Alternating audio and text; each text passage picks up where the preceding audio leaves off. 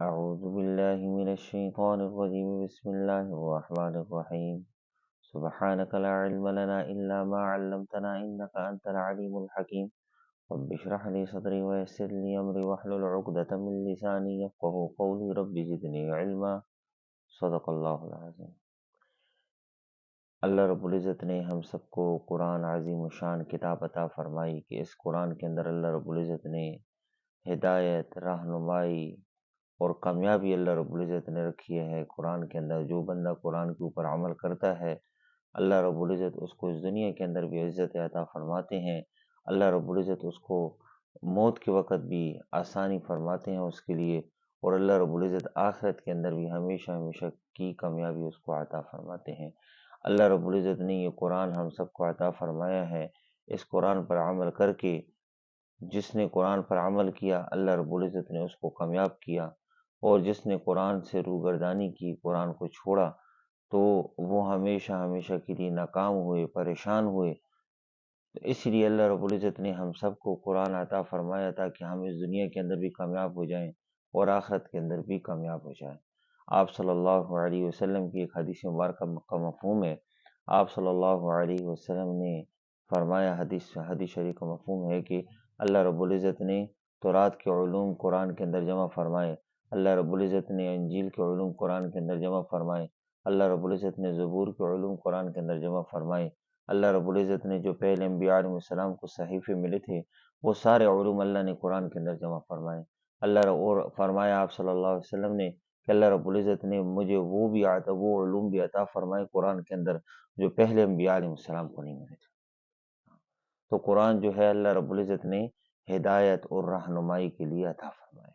جو بندہ قرآن پر عمل کرے گا، قرآن کو اپنے آگے رکھے گا، یعنی آگے رکھنے سے مراد یہ ہے قرآن پر عمل کرے گا، قرآن کے مطابق زندگی گزارے گا، تو اللہ رب العزت اس کو اس دنیا کے اندر بھی کامیاب فرمائیں گے، موت کے وقت بھی وہ کامیاب ہوگا اور آخرت میں بھی کامیاب ہوگا۔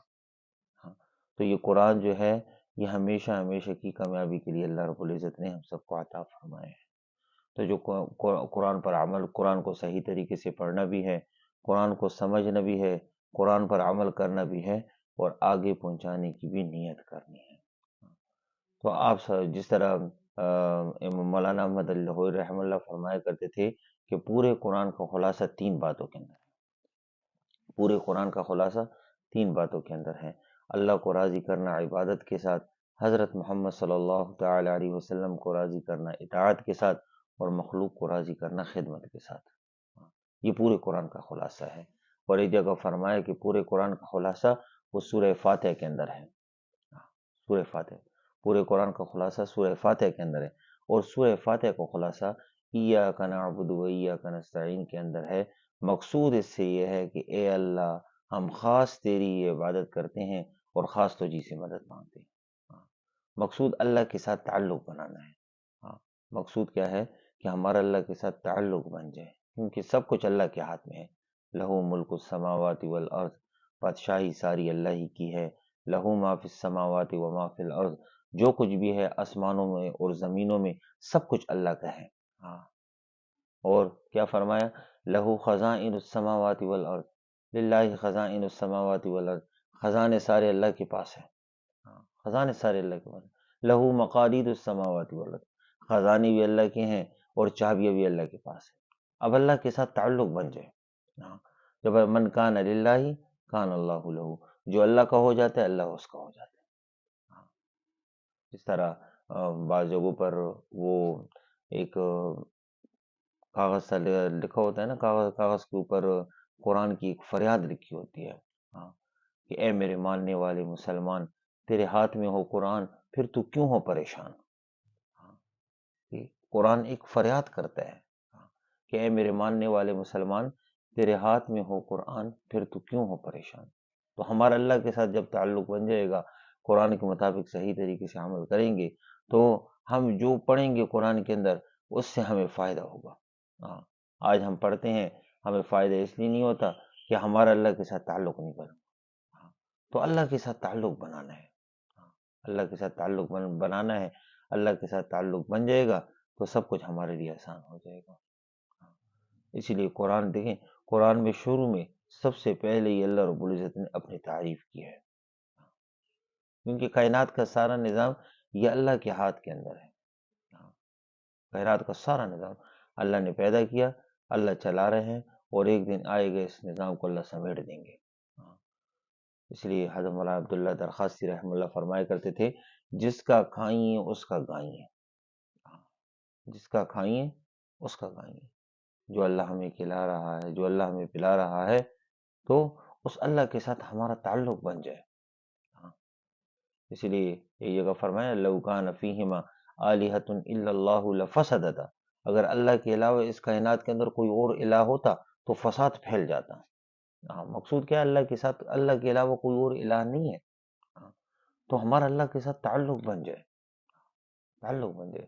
جس طرح آپ صلی اللہ علیہ وسلم کی ایک حدیث مبارکہ کا مفہوم ہے، فرمایا اگر تم اللہ سے محبت کرنا چاہتے ہو تو ہمیں چاہیے کہ تم مجھ سے محبت کرو، اگر تم مجھ سے محبت کرنا چاہتے ہو تو ہمیں چاہیے کہ میرے صحابہ رضی اللہ تعالیٰ عنہ سے محبت کرو، اگر تم میرے صحابہ رضوان اللہ تعالیٰ علیہ مجمعین سے محبت کرنا چاہتے ہو تو ہمیں چاہیے تم قرآن سے محبت کرو، اور اگر تم قرآن سے محبت کرنا چاہتے ہو تو ہمیں چاہیے کہ تم مسجد سے محبت کرو۔ گویا کہ مسجد کی محبت وہ قرآن کی محبت کا ذریعہ ہے، قرآن کی محبت وہ حضرات صحابہ رضوان اللہ تعالی علیہ مجمعین کی محبت کا ذریعہ ہے، حضرات صحابہ رضوان اللہ تعالی علیہ مجمعین کی محبت وہ حضور اقدس صلی اللہ تعالی علیہ وسلم کی محبت کا ذریعہ ہے، اور حضور اقدس صلی اللہ تعالی علیہ وسلم کی محبت وہ اللہ جل جلالہ کی محبت کا ذریعہ ہے۔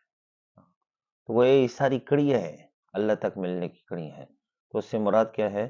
مقصود کیا ہے کہ ہمارا اللہ کے ساتھ تعلق بن جائے، وہ ذریعہ جو ہے یہ اللہ تک پہنچنے کا، یہ قرآن بھی، مسجد ہے، پھر قرآن ہے، پھر حضرت صحابہ رضی اللہ عنہ کی محبت ہے، حضور صلی اللہ علیہ وسلم کی محبت ہے، اور آخر میں مقصود کیا ہے؟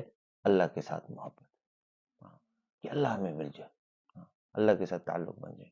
تو اللہ نے ہمیں قرآن عطا فرمایا، تو قرآن کو صحیح طریقے سے پڑھنا ہے، قرآن کو صحیح طریقے سے سمجھنا ہے، قرآن پر صحیح طریقے سے عمل کرنا ہے، اور قرآن کو آگے پہنچانے کی بھی نیت کرنی ہے۔ تو جس کے لیے دیکھیں مختلف قسمیں ہیں تفسیر کی مختلف قسمیں ہیں۔ بعض ایسی تفسیر ہیں جیسے مثال کے طور پر تفسیر القرآن بالقرآن، قرآن کی تفسیر قرآن کے ذریعے، جیسے مثال کے طور پر ہم پڑھتے ہیں نا صراط الذین انعمت علیہم، راہ ان لوگوں کی جن پر تو نے فضل فرمایا، اے اللہ ہمیں ان لوگوں کی راہ پر چلا، ان لوگوں کے راستے پر چلا جن پر تیرا فضل ہوا، جن پر تیرا انعام ہوا۔ اب وہ کون لوگ ہیں؟ دوسری جگہ اللہ نے کیا فرمایا؟ من یطع اللہ والرسول فاولئک مع الذین انعم اللہ علیہم من النبیین والصدیقین والشہداء والصالحین وحسن اولئک رفیقا۔ انعام والے کون لوگ تھے جن پر اللہ نے انعام کیا؟ وہ من النبیین والصدیقین والشہداء والصالحین وحسن اولئک رفیقا، یہ انعام والے لوگ تھے، ان کے اوپر اللہ نے انعام کیا۔ تو اس کو کہتے ہیں تفسیر القرآن بالقرآن، قرآن کے ذریعے تفسیر۔ اور دوسری قسم جو ہے تفسیر القرآن بالحدیث، حدیث مبارکہ کے اندر آپ صلی اللہ علیہ وسلم نے جو قرآن کی تفسیر فرمائی، سر بخاری شریف کے اندر بھی موجود ہیں، مسلم شریف کے اندر بھی موجود ہیں، ابو داؤد شریف کے اندر موجود ہیں، مختلف صحاح ستہ کے اندر جو آپ صلی اللہ علیہ وسلم کی احادیث مبارکہ کے ذریعے قرآن کی تفسیر میں آپ صلی اللہ علیہ وسلم نے جو تفسیر فرمائی، اس کو کہتے ہیں تفسیر القرآن بالحدیث۔ اور تیسری قسم جو ہے تفسیر کی، تفسیر القرآن باقوال الصحابہ، حضرات صحابہ رضی اللہ تعالیٰ نے جو قرآن کی تفسیر کی ہے تو اس کو کہتے ہیں باقوال الصحابہ۔ اور چوتھی قسم جو ذکر کی تفسیر القرآن باقوال التابعین، تابعین جتنے بھی تھے جنہوں نے صحابہ رضی اللہ تعالیٰ عنہ مجمعین کی صحبت اختیار کی، انہوں نے جو قرآن کی تفسیر کی اس کو کہتے ہیں تفسیر القرآن باقوال التابعین رضوان اللہ رضی اللہ تعالیٰ رحمہم اللہ تعالی علیہ، ان سے بھی اللہ راضی ہوا۔ تو یہ ہے کہ ہم قرآن کو صحیح طریقے سے پڑھیں، قرآن کو صحیح طریقے سے سمجھیں، قرآن پر صحیح طریقے سے عمل کریں، اور قرآن کو آگے پہنچانے کی نیت کریں۔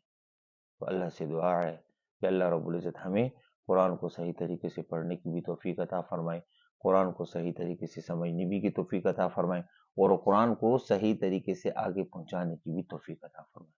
تو انشاءاللہ کل کے سبق میں صحیح طریقے سے یعنی باضابطہ طریقے سے قرآن کی تفسیر شروع کریں گے انشاءاللہ تعالیٰ۔ آج کچھ باتیں تھی یہ آپ سے ذکر کرنا مقصود تھی، یہ ذکر کر لیں، کل سے انشاءاللہ تعالیٰ قرآن تفسیر یعنی سورہ فاتحہ سے انشاءاللہ شروع فرمائیں گے۔ وما علینا الا البلاغ۔